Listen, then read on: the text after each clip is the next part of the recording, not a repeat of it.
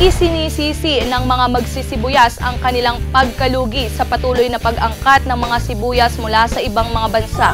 Ito umano ang pumapatay sa kabuhayan ng mga magsasaka.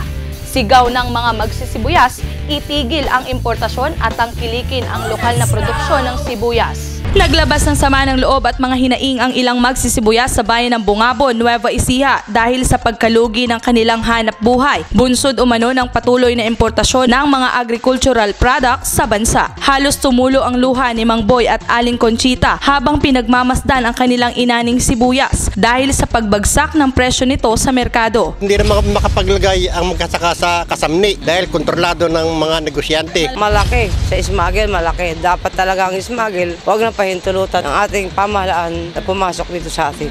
Maraming epektado. Kaming negosyante, farmers, kaming lahat ay epektado. Kaya naman ang panawagan nila sa pamahalaan, tulungan sila at ipatigil na ang importasyon sa bansa. Ang panawagan sa lokal na pamahalaan, tulungan ang farmers dahil napapayak ako.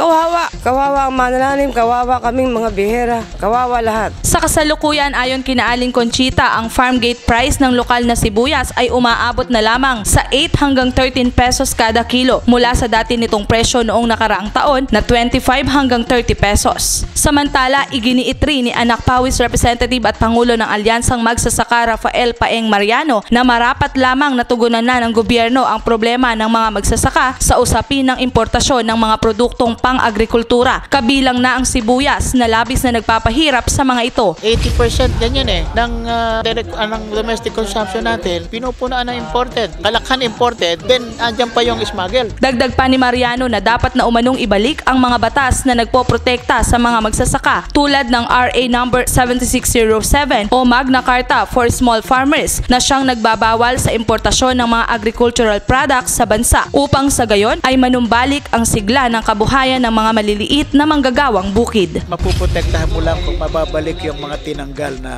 protective measures, yung mga epektibong proteksyon. Halimbawa, kung ma-reinstall, maibabalik yung mahalagang provision, yung paragraph 10 ng section 23 ng Magna Carta for Small Farmers, Republic Act 6707. Para sa Balitang Unang Sigaw, ako po si Mary Joy Perez.